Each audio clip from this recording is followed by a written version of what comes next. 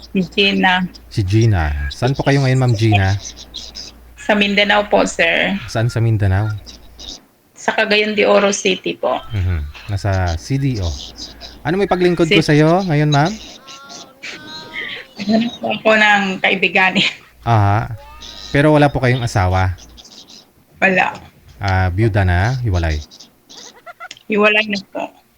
Ilang taon? May asawa po yung 12 years na. May asawa na yung ano. May asawa na. Tapos, Po. kasal po kayo? Yes po, sir. Ilan po anak? 3 po. 3. Pero malalaki na po yung anak ninyo. Isang engineer, nakapagtrabaho na. Saka isang bank accountant. Pag-post na po. Saka isang grade 7. Okay. Grade 7. Ito po yung bunso, no? Bumalik yung audio. Teka lang, ha? Huwag niyo po kaya igalaw ang cellphone, madam. No? Okay. Saglit lang, saglit. Balikan po natin, ha? Nagtutok back si madam, no?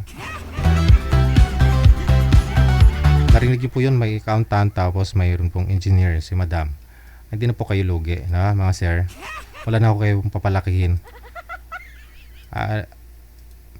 Yung bunso na lang pala, no? Okay. Ikaw lang po yung nagtaguyod sa mga anak mo, ma'am?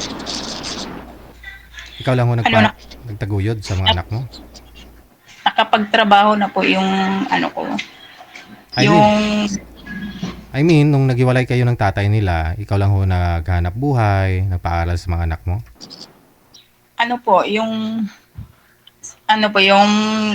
Naggawa po kami nakasulatan na supportado po niya kahit may asawa na siya.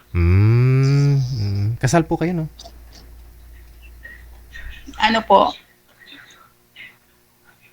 Kasal po kayo? Yes po.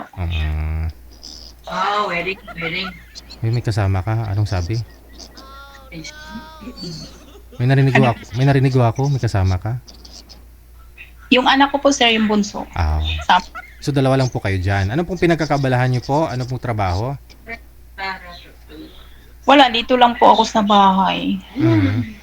Kasi may dalawa kong anak may trabaho. Opo. Wala pa ho sila mga asawa, no? Wala po. Very good. Sige. Ano naman po ang hanap mo sa isang lalaki bukod sa malaki ang pangarap sa buhay?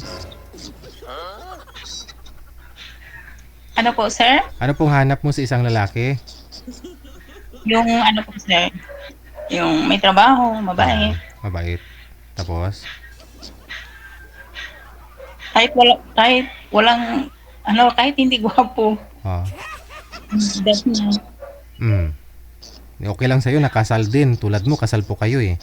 Hiwalay lang, no? Okay lang po yun sa'yo. Basta hiwalay na po siya, sir. Sige, no? O may asawa na yung niya, sila kasama. Okay. Uy, wala, yung aso.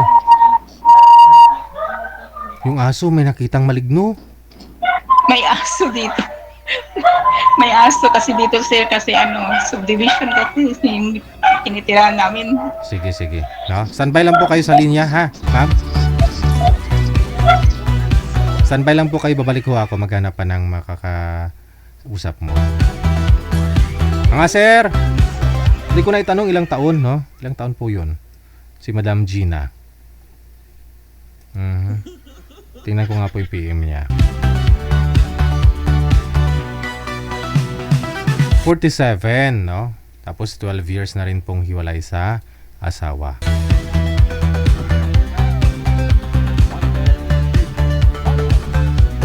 PM lang po kayo sa linya po natin. Nasa Viber po si Ma'am Gina.